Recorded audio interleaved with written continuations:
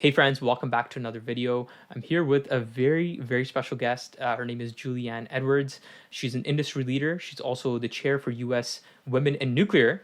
Well, this is a really special episode because it is Women's History Month. So Juliann, welcome. Thank you. Thanks for having me. Yes, my pleasure. So Juliann, um, tell us about what this month means to you. Yeah, absolutely. Well, this is like a reunion for you and I. Gosh, I think it was 3 years ago. You helped me launch a virtual video, obviously, for both US and Canada for Women's History Month, where we were able to recognize women across the globe over the last couple of decades that have contributed to nuclear. So it's really exciting. A lot of change going on in the industry, especially for women in nuclear in the US, Canada, and globally. It's also my birthday month and my daughter's birthday month. So Happy it's birthday. like, thank you. Appreciate it. That's awesome. That's a lot going on in that month, and yeah, that was an amazing collaboration. I love that video, and um, uh, so tell us a little bit about women in nuclear, right? Like I know it's also the 25th anniversary for U.S. Win. Tell us about a little bit about the organization. What's the vision? What do you guys do? Absolutely, absolutely. So I just took over as chair, per your announcement in my intro. I just took over as chair 8 months ago in July of last year, and could not be more humbled and just excited about the role. But Women in Nuclear was actually founded globally in 1993. It's currently representing 35,000 members across the globe, 165 countries and counting, especially now with the quasi renaissance that's underway. But for the US WIN, our chapter launched in 1999 when WIN Global held a meeting in our nation's capital in Washington, D.C. And during that meeting, attendees were so ignited about the concept of, launching an organization, a support organization to nuclear that could create a safe place of professional development, networking, inclusion for women. And that was in 1999, and we have since grown and have evolved several times, created more structure, have a charter. We're completely endorsed by the industry and backed by Nuclear Energy Institute, which is the lobbying arm of the US for the nuclear industry. And yes, we have about 5,000, I think close to 6,000 members currently in 36 states. And we could not be more excited about our upcoming conference that's coming up in July in Pittsburgh. It will be celebrating our 25th anniversary, and I hope a lot of you can join, especially you, because we're going to have some amazing events and talent there. For those that are watching that are outside of the industry, um, tell us a little bit about what's the vision, how have things changed, how have things improved, and what does it look like to be a woman in the nuclear energy industry? Yeah, it's definitely evolved. Even since I joined, I started my career in nuclear technically in 2009. Graduated from college in '07, but moved to Charlotte, North Carolina for the nuclear renaissance that was underway then in 2009. And back then, Women in Nuclear was a great organization. But in terms of like what I saw in the field, because I spent a lot of time selling commodities, I also did some work in SMRs when they were very conversational back then, as well as did some engineering services. And I just remember going to the plant, going to a headquarters, and always seeing women, and I call it traditional roles back then. So typically support organizations, HR, supply chain, administration, finance, and it has since grown tremendously. Or perhaps maybe I'm paying more attention to the amount of diversity that I'm actually seeing in the field, which is so exciting. I'm seeing more women taking advocacy roles, more SROs, senior reactor operators in the field. I'm seeing a lot more folks actually in trades, women in trades, and I'm starting to get a network with those women. And it's exciting to see, the population just take an interest in nuclear, and also to see a recognition from large enterprises, from large trade associations, and the vendor community take an investment into the women workforce. So very excited about this time, and so much so that we've at Women in Nuclear have reformed our strategic objectives. We currently have four, and the one that we have added as of last year was all around workforce. It's the objective is really to attract a diverse workforce so that we can pursue professions and trades in the nuclear sector. Really getting to the heart of how do you attract that workforce, how do you retain that workforce, and how do you ensure the proficiency level continues to grow and amplify. And that's probably the most exciting thing going on inside of WIN right now. Your thoughts really do capture the transition and how things are moving in that positive direction. Mhm. And it just goes to show like that our industry is becoming more diverse and equitable over time, right? So always great to see progress in a traditionally male dominated industry, right? Because I think industries overall with diversity become stronger, right? You have different vision, you have different you're bringing in a different skill set, right? And you're bringing a different mindset. So yeah, what does it mean to have more women in the industry? Yeah, it's inspiring, and I think if I was, much younger in my career, even maybe even coming out of university, and I see the level of diversity all the way at the top of the organization to, mid-level management through the vendor network again, manufacturing to the trades. It to me is very welcoming, and that's what you need. You need to feel like the industry is made up of individuals that are not only like-minded, but also, look similar to you, just because it gives you a sense of comfort. And so to me, having women, I'll focus specifically at the top for a second. One thing Women in Nuclear did, the organization, along with our sponsor, Nuclear Energy Institute, is we created a program for essentially creating a place for women at the top. When I first joined, there was only one female chief nuclear officer. Her name was Maria. We then had two when I was probably year 5 in my career, both named Maria, which is pretty comical. And then since then, there was kind of a stalemate. There was no women at the C-suite officer level of the industry sector, and so we created an initiative, a program called Next Nuclear Executives of Tomorrow, and it's on its 5th year. And it's had enormous success. Essentially, 70% of women that go through this program are promoted in 1 to 3 years to an officer of the company or a C-suite of the company. So much so that we have 3 female chief nuclear officers in the United States now. So 5 total over the history of nuclear for the U.S., but 3 currently, and that wouldn't have happened without programs like Next or companies embracing DE&I, or perhaps even a strong interest in nuclear's growth and the focus of decarbonization. So I'm super pumped about programs like that and more to come, just to ensure that we include more women. It's good for the audience to actually know about these programs, because you may have some young ladies that are listening in on this conversation, and maybe they want to join certain initiatives. Yeah, exactly. We've got so much of it on our website. If you go onto our U.S. Women in Nuclear Organization website, and there's an expansion of that, right? Like perhaps you're a mid-level manager and you want to get to the next level. We have something called Next Up. We have a program called Grow that's focusing on really ensuring that there is a match between a mentor and a mentee, and it's more formalized and structured and creates a hybrid of engagements, both in person and virtual. And so all of those initiatives and the success of them and who's leading the committees that are overseeing it and governing those initiatives are all on our website. And we actually have, for Women in Nuclear, an organization, or a committee I should say, called Executive Advisory Committee, and it's made up of the industry chief nuclear officers and C-suites across the industry that are, getting a report out, hearing the metrics, hearing the success stories, and they're investing and ensuring like, hey, can I raise my hand and endorse, a woman in my organization? We're made up of traditionally the utilities, but we also have vendors like GE and Westinghouse and NuScale and Framatome, but we also have the labs, which is so vital to ensuring we continue to have innovation. So Idaho National Lab is a big contributor to that committee. And then also the universities and academia. And we're looking to now expand that to tradeswomen build nations so that we have a diverse set at that level, contributing to what are programs that we should be considering, what are solutions we should be focusing on. So that's what's really, really exciting about WIN right now. Phenomenal. That's great to hear about that wealth of resources right? And in the description below, for those that are listening in, you can find more information on the WIN website. Just go to the website and check it out.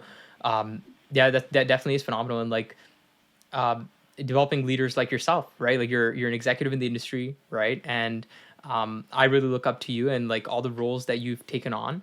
And tell us a little bit about how you got into the industry. What's your background? How did you get into the industry, and how did you eventually become an executive in the industry?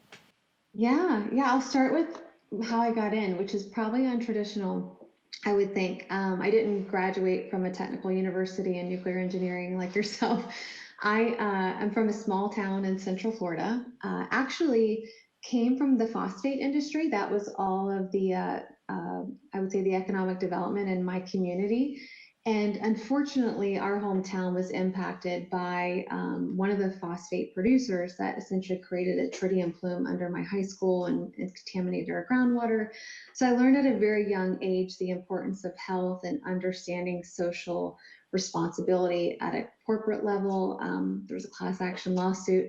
And I remember when my mom was going through her second diagnosis of breast cancer, I was asking people, like, what industry is good? Like, what is something that perhaps is the opposite of this particular manufacturer in that space?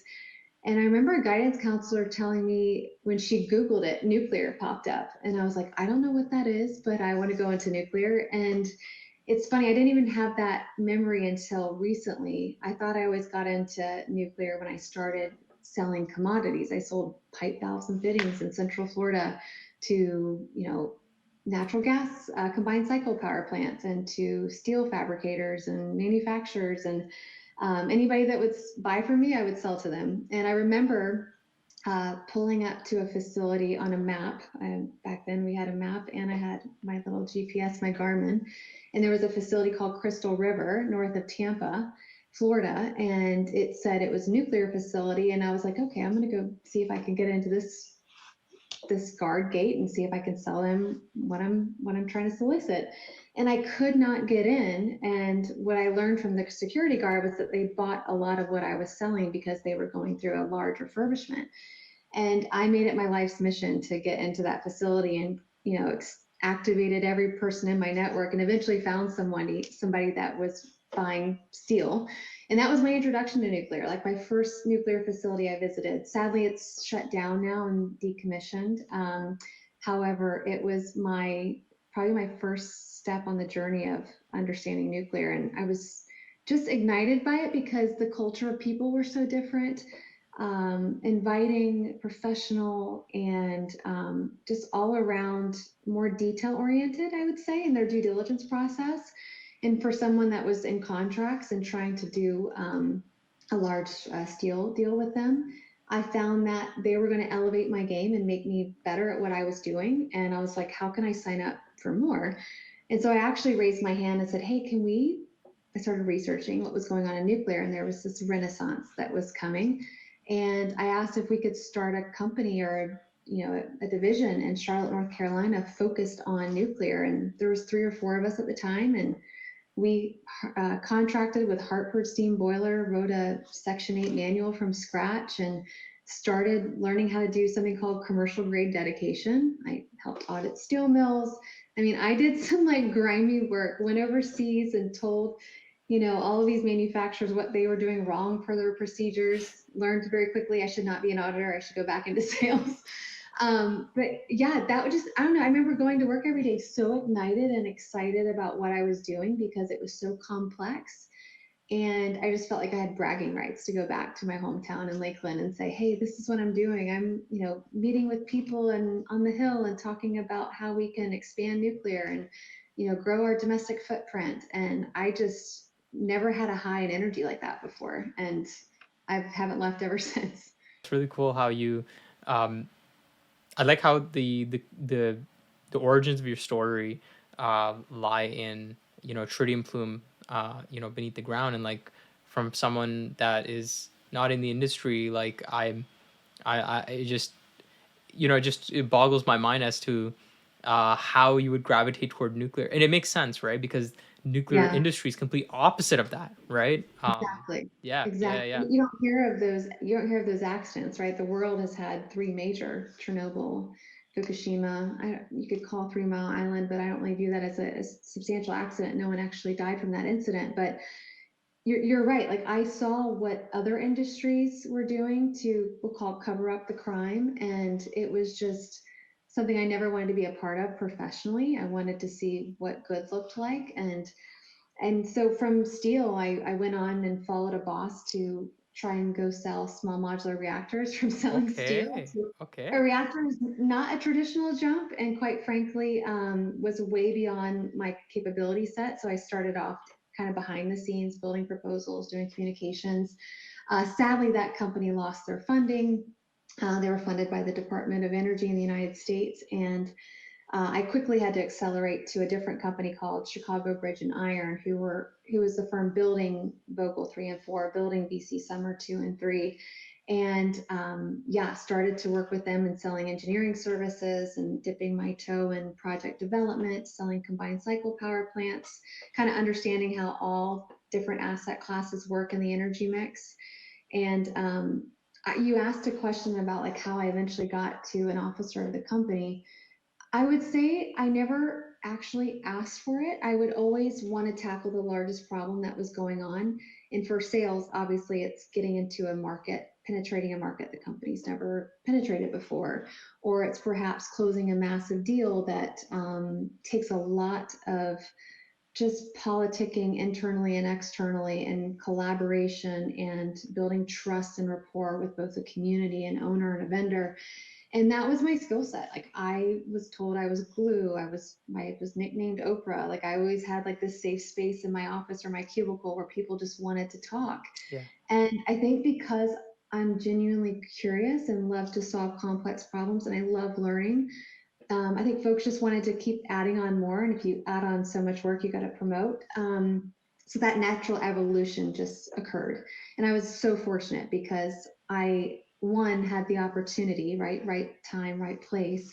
But I also had really good female and male champions in my career that would invest in me. Like, when I say invest, like their time, spend time understanding what I did and didn't know, and would make sure that I could offset that with going to a training or to a conference or networking with people in the industry. And if I didn't have those types of relationships, if I didn't have those types of professional development platforms, I couldn't have done any of it, which I think is why I love being a part of WIN, because I can help give back and share that with another, woman or man that's in our current organization, and continue to build platforms and programs that continue to accelerate one's learnings and retain as much diverse talent as possible. that's fascinating to hear about the scope of your career, right? Like, just Yeah, incredibly diverse in terms of like the industries, but also I like how you shared a little bit about those people, your network that was there to help be that resource for you. So tell me about like what's the value of networking? What's the value of developing that network, especially for those that are early on in their industry, in their careers? yeah, I would say I learned how to network right like out of high school. I got my career, I forgot to mention this. I was a waitress. And I would tell you, if you're listening to this podcast and you're in high school and you're trying to figure out what you want to do for a summer job, go be a waitress, because I learned how to do crisis management. I learned how to multitask. I learned how to people please, how to create conversations and relationships out of thin air. And I never thought that that was going to be a skill set that I was going to have to hold on to and continue to sharpen as I grew professionally.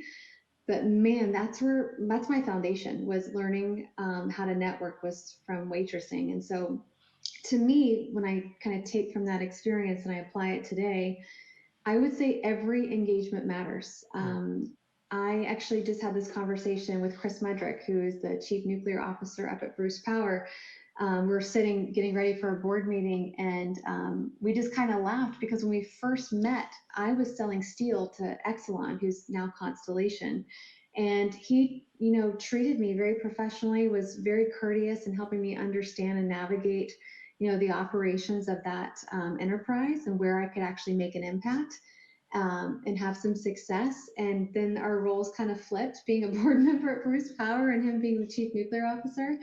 And so I would tell you that you have no idea, this world is so small and the industry is just so small, and that you can't be myopic in how you engage with people. You have to think that you're going to learn from everybody, you can add value to everybody.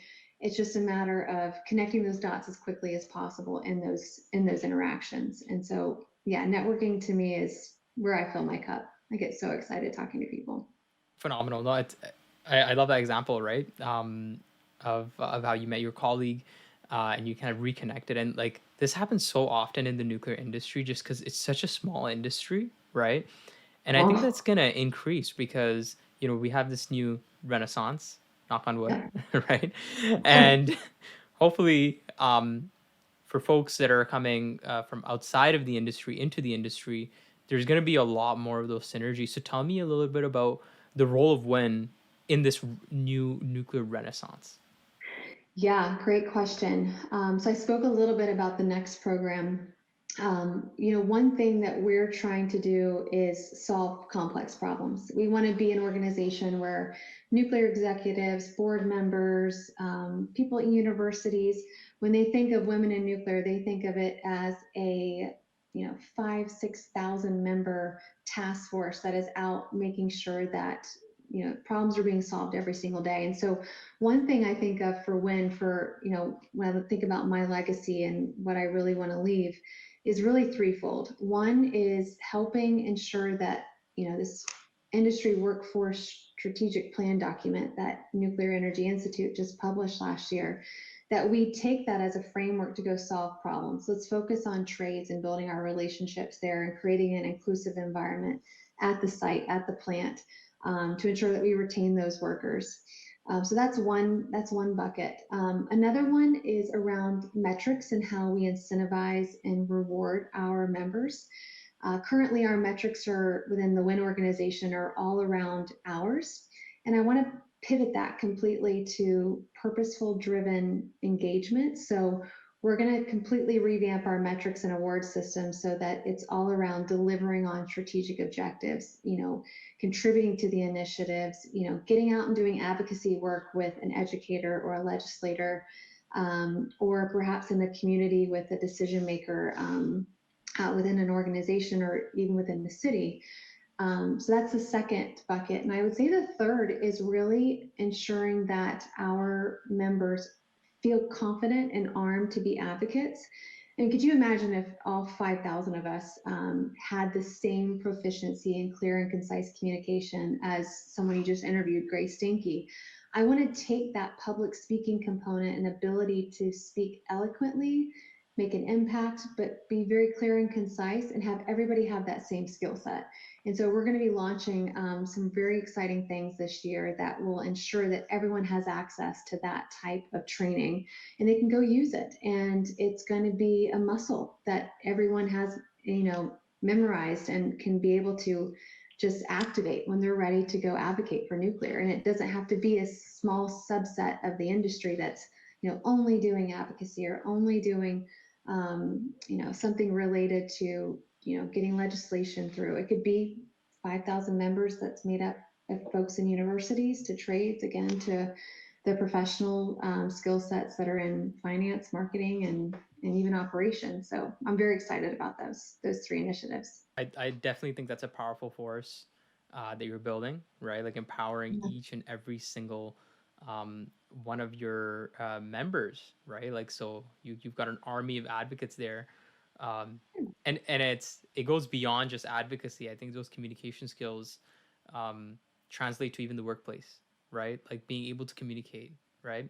Oh my gosh, I know. My husband and I, we joke with our friends that we never have arguments because we were very good at communicating with each other. Now, granted, we have disagreements, but it's so funny how much what I learn in the industry just transfers over to my personal life. And you're totally right. Like just because you can learn how to advocate and you have a training or skill set in nuclear advocacy, it definitely transfers over into how you defend yourself if you're in the middle of a a work investigation, or how you go and advocate for yourself when you're trying to get a promotion or perhaps a transfer to a different facility. And I think about my skill set with public speaking and how it's transferred to advocating for our daughter's disorder and helping people understand like the amazing just evolution that we're seeing in the medical industry. And to me, it's endless when you have the confidence, but also the content that is fully vetted. If you can combine those two, then you're a force to be reckoned with. Let's jump into that. Like let's dive into your experiences being super mom, right? Like I see you and I'm like, Juliann, you're super mom, right? Like I really it's such an important task, and I think having a child with a disability, tell us a little bit about your passions around that as a disability advocate. No, absolutely. Yeah, our world, my husband and I's world got rocked in 2017 when our daughter was diagnosed with Rett syndrome. And I remember just throwing myself a pity party for about 2 or 3 days. You got to get out the emotions so that you can properly grieve. And when I say grieve, it was grieving the loss of a normal child and what we were about to embark on with her medical journey.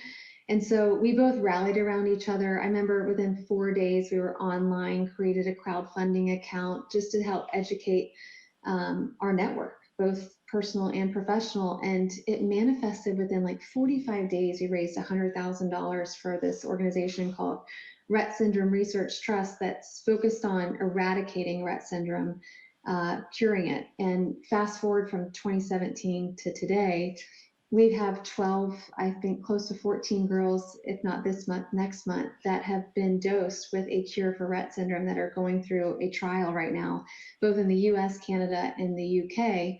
And it was because the families rallied around a cure and they activated their networks. They advocated at Congress. I remember getting two of our companies between me and my husband to shift our political action committee dollars. In the US, we can contribute dollars towards political action campaigns.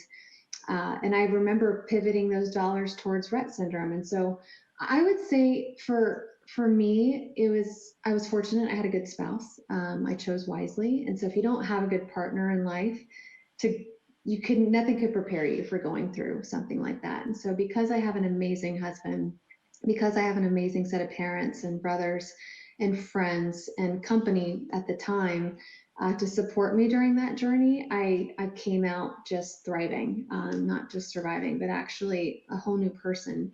And she's made me so much better. She's taught me what empathy truly means. When I think about diversity, equity, inclusion, and the word inclusion, for the first time, I know what that means, because you can't understand inclusion unless you've been excluded. And we were excluded from so much because of her disorder, just not having wheelchair accessibility or not being able to have somebody that has, someone with seizures or a feeding tube, like not being able to bring certain things into restaurants or movie theaters.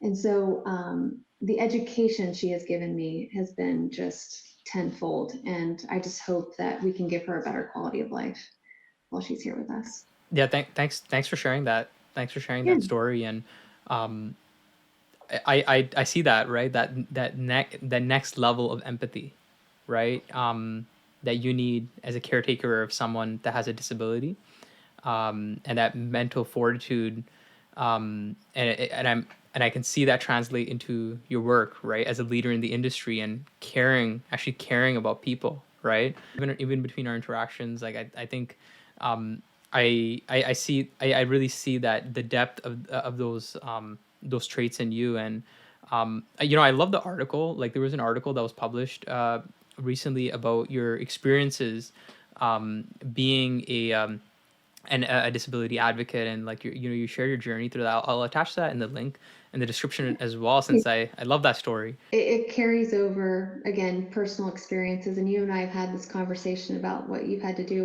with your family and your loved ones, and you don't know it until it kind of just hits you like a driving force, like the correlations that can occur.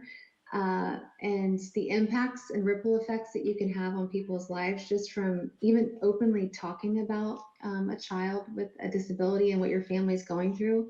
I had a woman actually in Canada recently, I won't name her, but she reached out to me and said that she was inspired that I even talked about having a child with a disability, and that in her culture that is not welcomed and quite frankly is viewed as a weakness. And I just said I view the opposite. I view it as a strength to be able to stand on stage or be behind a microphone and say, listen, this is what I'm struggling with, and this is how it's impacted my thought process on leadership and legacy and engagement and networking.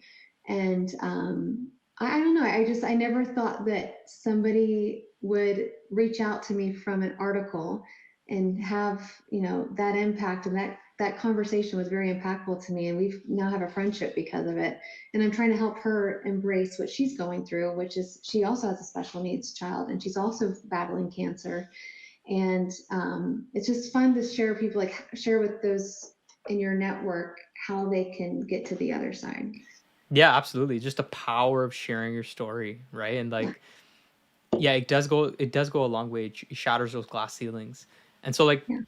you know, coming from that space of empathy, tell me about your leadership style, right? I guess there's so many different types of leadership styles out there, right? Tell Yeah. me about your leadership style as a VP and also chair of Women in Nuclear. Yeah. It's funny when you go to large organizations. I just left TC Energy and Bruce Power. You go through these evaluations, like leadership evaluations, like what bucket do you find yourself in? They're a mix of personality tests, and they're also just feedbacks, 360 feedbacks. And I could never answer those. I mean, I answer the questions, correctly and honestly, but when someone asks me, "Are you more like a Zuckerberg, or are you like a pick any leader that you can currently think of in our industry?" And I can't like position myself to say I'm like this individual or I inspire to be this person. But I will say my approach has always been to listen before I speak. And I think that comes from my grandmother, who always told me I had two ears and one mouth. And I tend to, when I join an organization or have been asked to embark on a special cause or contribute in some way to an initiative, I always listen to as much data as possible, get as many inputs, talk to as many people in the organization, again, board level down to, admin. And so my approach has always been collaborative, but it's always been driven by as much input as possible. And I would say my leadership style is to just empower people that they can do a lot more than they think they can. And probably through sharing and empathy that I'm able to inspire or spark that type of muscle in their body. But I'm just one that views myself as fortunate to even have the title as leader, but I also feel like haven't changed who I was from the day I was selling steel to what I'm doing today. I think I'm just a curious person that really wants to make a difference and be a part of an industry that is just, to me, so robust, so secure, so just top of its class, that I just want to be a part of that journey. Curiosity, it's definitely a powerful force. And for those that are watching, like what are some tips and tricks that you would recommend for someone that's trying to discover their leadership style? They're trying to discover themselves, and yeah, like how would you go about doing that? I mean, I would start with reflecting on your personal life. So, speaking to friends and family, like how are you perceived? If they had to summarize you in two or three words, what would those words be? And take a minute to look in the mirror, because you're going to be your most genuine self, obviously, in a non-professional setting. Reflect on that, and is that who you actually want to be? Is that who you inspire to be? I'd say it's one thing I would do. I journal a ton. Fun fact, I have journaled since I was 10 years old. And Well, whenever I'm done with a journal, I bury it wherever I am, like literally in the ground. So if people find I've actually buried one in Toronto. But I bury them because I kind of want to move on to the next chapter. mhm. And it was always a way for me to reflect kind of what I was going through and get thoughts out on paper and emotions out on paper. So self reflection to me is so key. And I would say the second thing is to be curious, learn from other leaders who have both succeeded and failed. I'm a huge proponent of listening to master's class. I listen to it religiously, and I love learning about, how somebody in food and beverage succeeds versus somebody like a Mark Cuban versus someone like a Mark Schultz. And I really enjoy the authenticity of each of those leaders and how there's nothing that they're trying to portray. It's just truth coming out. And I find how they share how they got from point A to point B to C to D. And it's always like this, right? It's a roller coaster. It's never a straight line. And to me, it gives me hope that my successes and my failures are a natural, human course and a natural professional journey, that is going to be the highlight, right, of your career, is going through those ebbs and flows and being a different person on the other side and having a different vantage point of a situation because you've experienced something that you otherwise wouldn't have. This kind of combination of self-reflection, but um, also just evaluating the traits of others and seeing what you Yeah. like, right? That's phenomenal. And so tell us about your vision for women in nuclear, right? Like moving forward, this organization's gonna grow a lot more. The United States, the presence for nuclear in the United States footprint is growing. There's a lot more investment in Mm-hmm. nuclear energy. Where do you see, first of all, where do you see the trends of the industry going in the United States? But Mm-hmm. also, where do you see, how do you see women in nuclear U.S. follow that? Absolutely. So women in nuclear has had a number of evolutions since 1999, since its inception. I would say one of the biggest evolutions was around 2017 timeframe, where we started to create more of a framework of a business, created the vice chair and chair and past chair role to allow kind of that succession planning. I mean, that's so important. If you're going to have a legacy, if you're going to have strategic objectives, you got to make sure that, you're continuing to pass the baton in a way that's going to be sustainable. So to me, I want to keep that theme going on. I also want to treat it more like a business. I want to ensure that we're made up of a group of individuals at the board level that are diverse, right? We need to have academia, trades, professions.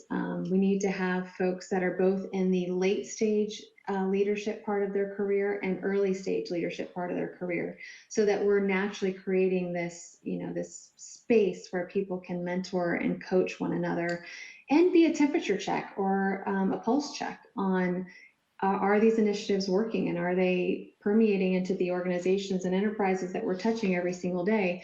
And what better way if you've had people that are individual contributors and officers working in a room together every 6 weeks, which is essentially how frequently our board meets. And so to me, that's going to be important, treating it like a business, but making sure we don't lose that unique factor of a continuum of learning and a continuum of sounding board and a continuum of giving back and adding value to those that are going to be taking on this role, after me. And so I'd say the industry for the U.S. is very exciting. I'd say 90+% of our operating fleet today is pursuing life extensions through subsequent license renewal, very similar to what Bruce Power is going through with extending their life. Um, our reactors are doing the same thing. So you think about, there's going to be an uptick of work at the operating level and a need to retain and attract a diverse workforce. But then we also have a large focus on advanced reactor technology and also microreactor technology.